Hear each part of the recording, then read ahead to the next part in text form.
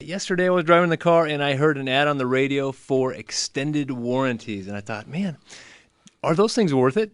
They had a bunch of great stuff they do. You can take your car anywhere. You can do all these things. You're never going to have to take your wallet out. And they pay for everything. Everything is covered. Rental cars, loaner cars, you name it. And I thought, hey, our extended warranty is worth it.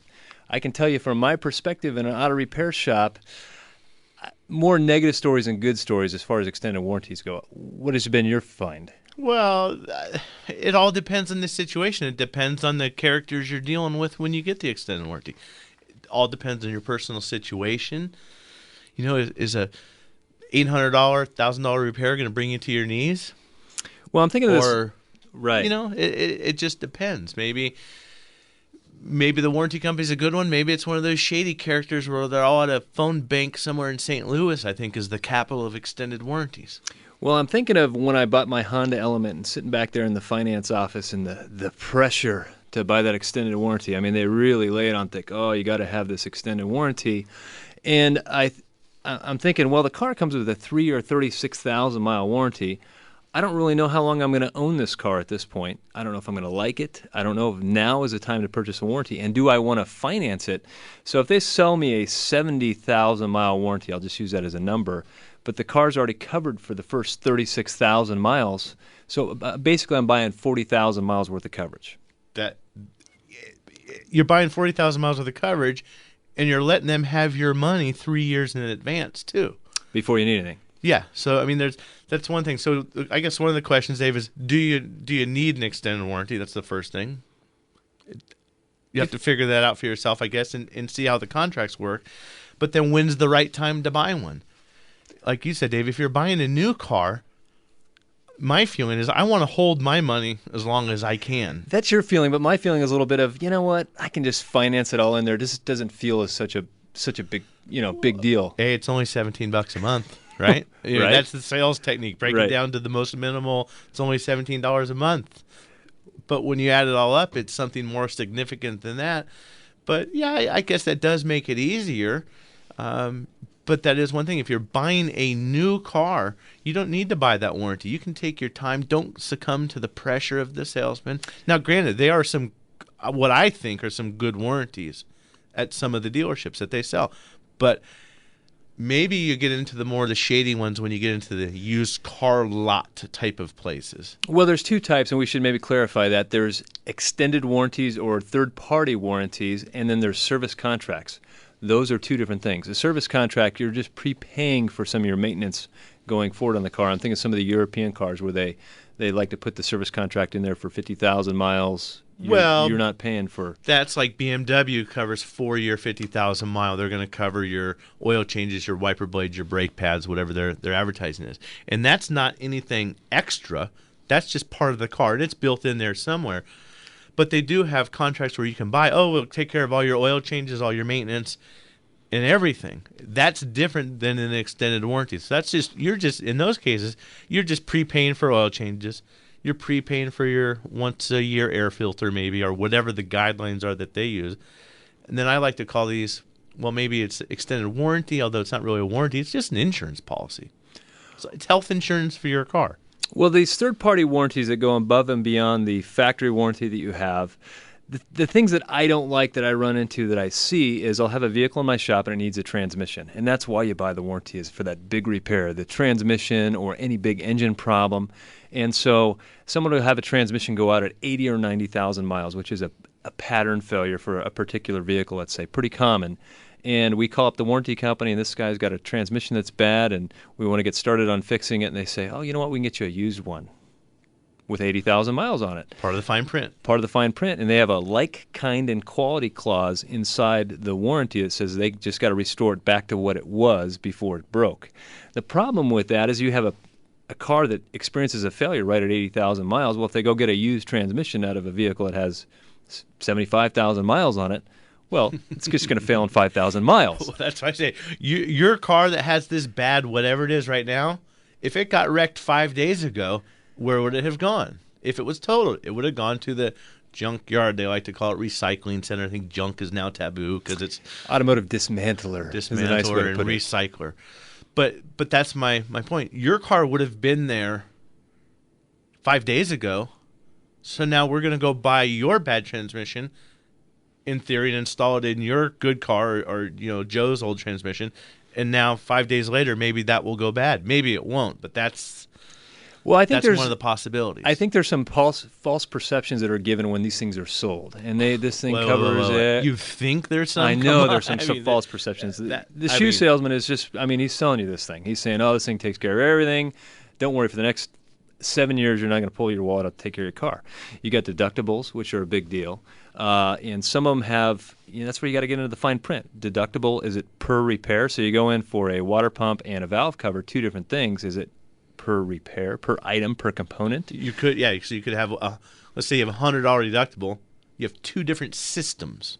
Correct. So there's going to be, might be one deductible for one system, cooling system, or might be one for the engine system, if you will, or valve cover gas. Most commonly, I relate to them like HMOs. A lot of them don't cover things like fluids, so you get a new water pump, the coolant's not included. The diagnostic is oftentimes not included. I'm seeing a few times they will pay diagnostic, but when we call these people to get authorized repairs, it's like pulling teeth to get them to pay. Well, or they want to fight about the labor rate, and they say, oh, you're $100 an hour. Well, the national average is 82. Well, maybe in the woods of Tennessee somewhere where some of these guys are, but I guarantee in the woods of Tennessee where the labor rate's $20 an hour, they're not paying those guys 82. Well, that's funny. I had a situation where they said, well, in the average in Tempe is right now at about $104 an hour. That's the average labor rate. And we were dealing with a warranty company. They said the average in your area is $70. I said, well, where are you pulling that? And they had a list of body shops. Well, body shops have a significantly different labor rate than mechanical shops, and they were putting that in the mix, and that's how they kept the labor rate numbers down. Yeah, what ends up happening, though, is the customer pays the difference. So if you have one of those warranties and you do have a major repair that you're facing, sometimes they're only willing to put the used transmission in, but you can pay the difference to get the nicer piece, and sometimes you may want to consider that if you are in that situation. And your repair shop should be helping you with that, and it's one of those cases where, Dave, you'll make that presentation. Sally, they want to install this used transmission. I've really tried to fight them to let us properly fix, but it's more economical to them to put the used one in. Their out-of-pocket's going to be this much. Let's take and apply that used transmission value to having us do it the right way, and then you're better off. Tip number one is you want what we would call an exclusion warranty. This would be on a third-party warranty. Well, when you're shopping for it, yeah. When you're shopping for it, correct. An exclusion warranty is where they're going to have certain exclusions, but they're spelled out. And the other type that would be well, you have the kind that list what's covered, and you have the exclusionary. The exclusionary is the one you want. But in any case, the exclusionary warranty, it covers everything except for what they have specifically included or excluded. Or the other one is just the opposite. It's got a list of what's covered. And guess what? If it's not on the list exactly as, it's not covered. And remember, these people want to pay as little as possible. That's how they make money. You give them money. At some point, they're going to have to give you some back for your repairs. But they're looking, the spread between how much you gave them and how much they give out, that's where they make their money. So it's in their best interest to pay as little as possible.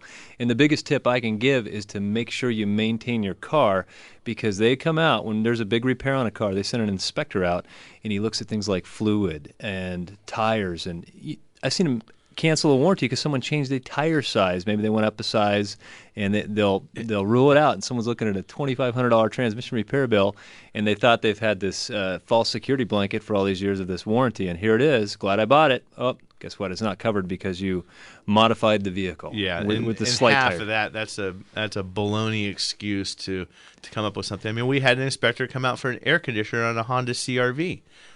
Not too old of a car, like a 2004, 100,000 miles. He's confirming that the AC compressor is bad. We've got it on the bench. We're showing them, and it's standard for them to take a picture of the VIN number, take a picture of the odometer. But he's checking the transmission fluid. He's checking the cooling system. What they're doing, they're looking to make sure you're maintaining the car. So if you got one of those warranties, you don't want to skip maintenance, because it'll be no good when it's time to use it. In a prime example too, we had a Land Rover. Land Rover, it only wants an oil change every so often. I mean, it's not that much. It's maybe 15,000 miles, although we never recommend doing that. We want to cut those a little bit shorter.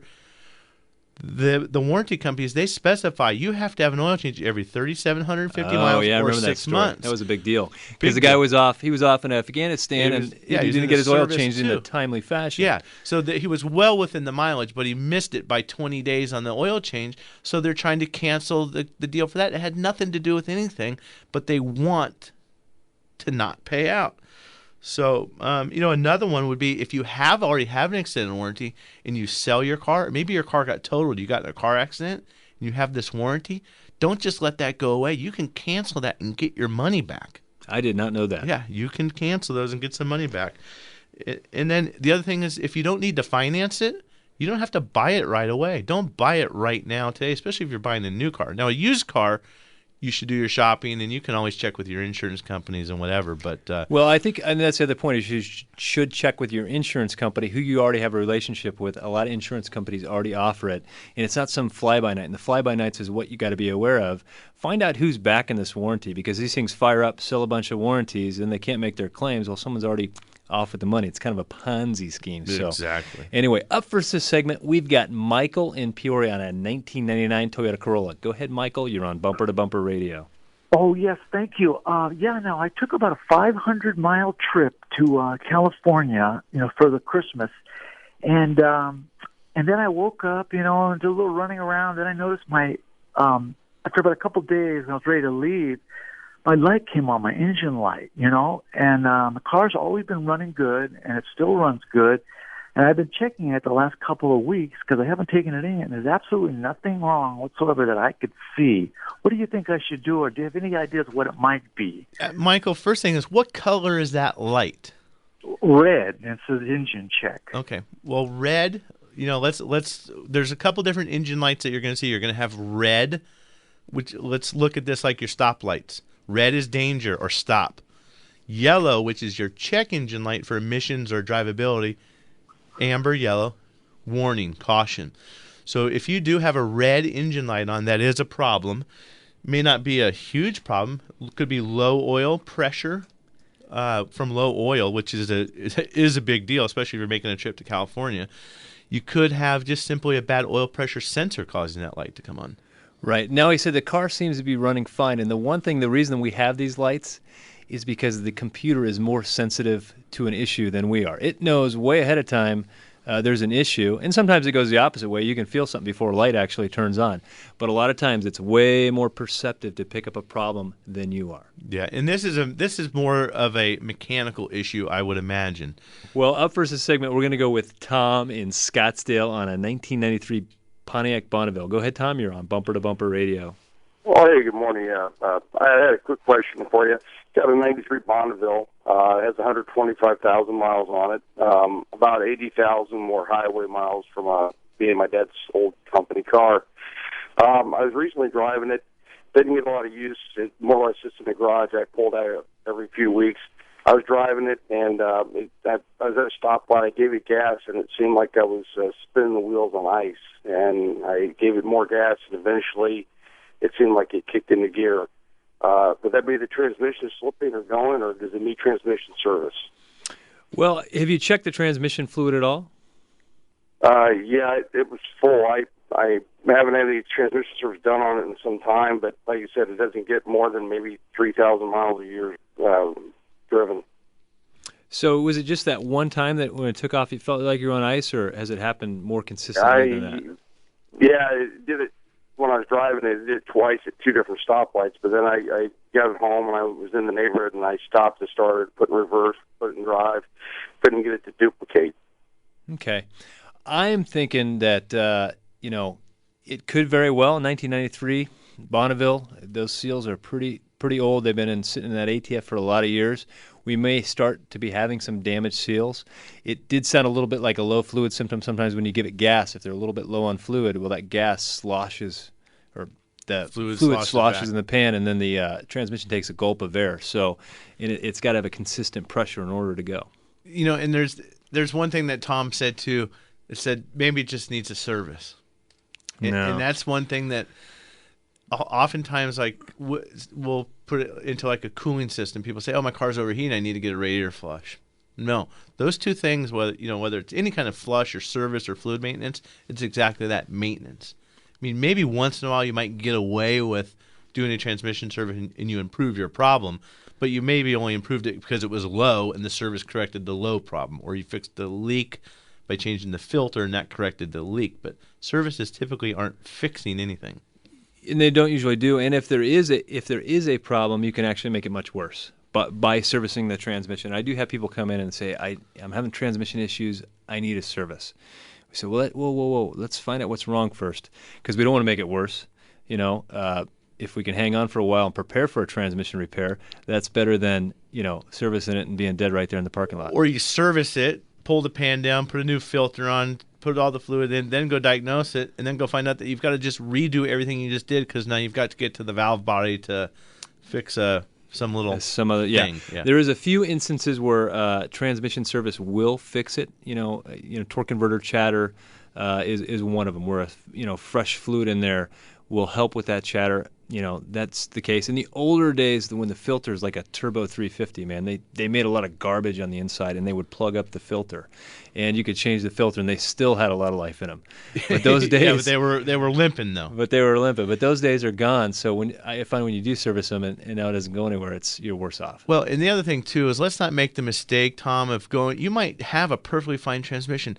Don't fall into the thing, put some brake fluid in the transmission or go buy an additive, because sometimes those old snake oil tricks of yesteryear of the 60s and 70s will work. But if your problem can be corrected by one of those little tricks, let's say it's not a seal, you might fatten the wrong seal, and now you've created a whole problem that you didn't have. So be cautious of snake oils and tricks too.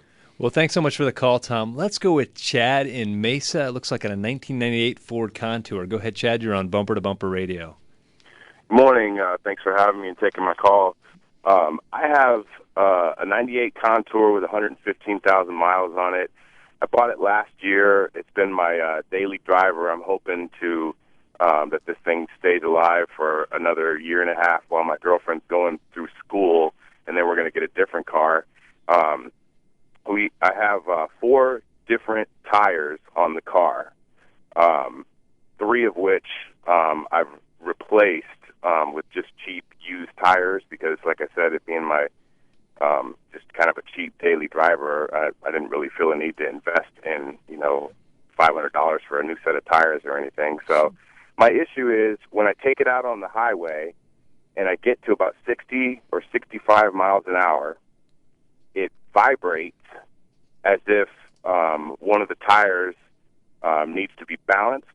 But the real issue is, what I noticed that seems odd to me is that it'll vibrate for about 10 seconds, and then it'll clear up and be smooth for about 3 seconds, and then it'll vibrate again for about 10 seconds, and then clear up and be smooth for like 3 seconds. And that is all happening at the same consistent, say, 55 or 62 or whatever mile per hour you're driving? That's right. I've even set it on cruise control just to be certain. It's got gremlins, Dave. What do you think? I don't know. It's weird that would come and go. That is weird. I've seen when a tire's out of balance at 62 miles an hour, the vibration is there, but at 63, it's gone. I've seen that. Oh, yeah, of course. But if he's got the cruise control set right at 62 and it wah, wah, wah, I kind of, maybe it's just a harmonic, but I'm thinking tires still, though. But to come and go, I'm thinking maybe motor mounts grounding down. I haven't heard that. I guarantee you. I wonder if you just Googled Ford Contour harmonic vibration or something like that and to see what you might come up with. Is that how you guys fix cars over there at Virginia Auto? Once in a while. I would say rotate your tires and see if something changes. I would start there. Well, yeah, I mean, rotate them. Just put the front ones on the back ones on the front. See if anything changes. Just see if you can change. It needs a test drive by somebody with some experience. And isn't Tri-City Transmission really good at finding vibrations, Dave? We are, but maybe you can Google. Maybe Google can drive the car. They do. They do pretty much anymore. All right. Let's go with Tyler in Scottsdale on a 2003 Grand Cherokee. Go ahead, Tyler. You're on Bubba. Hey, good morning. Thank you for taking my call. I had a check engine light come on, and I had the code read. It's a P1763 code. It's been intermittent. It came on once, and it's gone away, but it says it's a governor pressure sensor voltage too high. What's possible cause for this? It didn't say there's any correction available for it. I think that's right up Dave's alley. There definitely is. On the Grand Cherokees, that's a 46 RE transmission that's in there, and they are notorious for having governor pressure sensor issues and governor pressure solenoid issues. It's almost a weekly repair at Tri-City Transmission, and you do a transmission service, you remove the valve body, and you go to those. I mean, I'm just telling you, most commonly there could be a shorted wire somewhere else or a voltage issue, but the most common is the pressure sensor is starting to have an issue. So that's a pattern. What somewhat of a pattern failure. Pattern failure, correct. So I don't think you're looking at a major repair, but something you do want to get addressed. You don't want to, if you got a pressure issue or pressure sensor problem, it can cause a bigger issue because it may apply the wrong line pressure in the transmission. Or not enough, or too much, or cause slipping, or hard shift. It could be a very small problem turn into a big one if you don't address it. Thanks so much for the call, Tyler. Let's go with Rob in Phoenix on an F-150. Go ahead, Rob. You're on Bumper to Bumper. Good morning. My question is about an extended warranty. I just bought a used 2008 Ford F-150. I love the truck and want to stay with it for as long as I can, but they wouldn't give me an extended warranty or sell me one because it had 105,000 miles. I financed it through the credit union. They just called me and said, hey, we'll sell you one, 3 years, 36,000 miles, but it's $2,026. Since I would finance it, I'd be looking at about $50 a month of sleep insurance, and I'm just not sure whether or not I should even look at that. And it doesn't have stock tires on it, so would I be already violating that warranty the minute I started paying for it? Well, that's funny because the tire issue is I've seen them rejected because the vehicle's now been modified. So Right. You would have to look in the fine print of the specific warranty that the credit union is selling to know if it really fits your need. All right. Yeah, and maybe do that by email too, and say, "Hey, salesperson, I want to be clear. My truck has large size tires; they're not the factory." And at least document that through that process, Right. so that somebody else doesn't come back and say, "Whoa, we didn't know that." But I always want to argue. I had a diesel truck, and it wasn't running right. And I had it lifted, and it's a common problem on these, or not too common. Maybe at the time there was some frequency of them, but the wiring harness would chafe, and it would short out the fuel injector wiring harness. This was covered under the factory GM warranty. Oh, you've got a lift kit on that truck. Well, what the heck does a lift kit have anything to do with a wiring harness? I can understand if we had snapped a drive shaft or busted a U-joint. Something related or something like that. to your lift kit. Yeah. Yeah, it's like, you got an ingrown toenail because, you had a cavity. Come on. It has nothing to do with it. Up for this segment, let's go with Jay in Phoenix on a 2006 Nissan Murano. Go ahead, Jay. You're on Bumper to Bumper Radio. Yeah, hey, Dave and Matt. Happy New Year. Thank you. You too. Thank you. I got a 2006 Murano, and it has about 127,000 miles on it. It's been a great car. I've done all the routine maintenance myself. But at about 60,000 miles, I started noticing an oil leak. I had it evaluated, and they said if you're mechanically inclined enough, you can go ahead and fix it yourself. And what it is apparently where the oil filter screws into the motor itself, there is an oil cooler unit. And behind that oil cooler unit is a seal that seals that cooler unit to the block. Yes. Now, the problem is that that's where the leak is originating. And they said to replace that seal, it should solve my problem. Well, I've replaced that seal over the last 70,000 miles about 3 times, and I just, for some reason, cannot get it to seal enough to where I don't get a small drip or a reoccurring leak. Now, once I get to driving temperature with the heat, it expands and the leak stops. Sure. But I noticed that once I park the vehicle, then that's when it drips into my driveway. Okay. And I don't know if this is a reoccurring problem that the other Nissan Murano people are having, or if it's common for Nissan or what, but how do I get this thing to seal enough to where I don't have a consistent leak? Well, I guess the first thing, we need to make sure that really is the leak. So if you sound like you're pretty convinced and that is a fairly common problem, let's make sure to clean it off. And you may be able to clean it off, get underneath the car, raise it, properly support it with jack stands or whatever you have to do, and actually sit there and watch it until it leaks so you know for sure that that's the leak and it's not coming from somewhere else. But the other thing I would say, are you getting that seal from Nissan? I am, and Okay. I've been paying the $13 to $15 that it cost. And it's funny that you mentioned that, because the last time I bought it, the guy at the Nissan dealer suggested that there is a oil filter that has the same diameter seal as the OEM Now, seal that comes from Nissan. You don't want to get involved with that. I mean, it used to be that we had to replace the whole oil cooler. You couldn't buy that seal separately. So you just need to make sure that you're getting that clean. Make sure the seal is not falling out. Sometimes there's a groove that seal sits in on that oil cooler. Put a little bit of grease in there, like wheel bearing grease, that will hold that seal in place when you go to bolt it up to the block. And then make sure you're not over tightening it. I doubt that over torquing that thing would smash that seal enough to have it leak that soon again. But that's a fairly common problem, and you shouldn't be having issues like that. That's a bit of a strange one. You just make sure to pinpoint, clean off, and make sure that it is in fact a leak. And maybe try a different oil filter if you're not using, if you're using the orange ones from Checker Auto. Just pick a different brand and see if that helps for some reason. I can't imagine that it would, though. Thanks so much for the call, Jay. Let's go with Kyle on a 2004 Grand Am. Go ahead, Kyle. You're on Bumper to Bumper. Yeah, thanks, gentlemen, for carrying my call. Yes, I've had this 2004 Pontiac Grand Am since 2005. The car's been a fantastic car, but about last year sometime, I was experiencing a problem with my car stalling as I was driving. It would just kind of turn off as if I turned my key off, or if it ran out of gas, or if I lost electricity in my car. And what I would do is either pull over, or I'd throw it into neutral, start my car again, my car would start, and I'd go on. But there had been times when it would happen once or twice a day, and then it went an entire year and stopped doing it.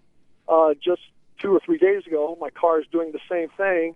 And as I said, it's just, I don't know if it's an electrical issue or if it could be a gas or fuel line or pump issue. But I can't really diagnose it until it happens. It's like I'm getting no warning signs. Now you know how we feel sometimes. I mean, with the intermittent. Now you said I thought I heard you say it loses electricity. He thought it might be. Okay. Well, right. And I don't know. It's like everything still works. My radio and everything works, but it's just like I turn my key off right while I'm driving, and my car just dies. And then I get my service engine light on, and then I push it neutral, and I start it, and it starts, and I move on. I think the service engine light is normal because it's just what happens when you turn the key to the on position. And essentially that's all you've got. If the engine stalls, the key is in the on position. So, but it just goes, and those are always the toughest ones. That intermittent just goes and just shuts off for no reason, and then you go crank and start it again. Right. Gosh, and it could be all the above. mean, You mentioned things like fuel. It could be a fuel issue, could be an electrical issue, could be a crank sensor issue. Drop it out. So I had an '88 Mustang GT one time, cruising along, and it just stalled. I mean, no reason. I'm on the side of the 51 trying to figure this out. Wouldn't start. And nowadays you open the hood, you see somebody broken down on the side of the road and they've got the hood open. I think to myself, there's nothing you can do. I mean, I can't even do anything. If I was broken down on the side of the road, there's not much to do there.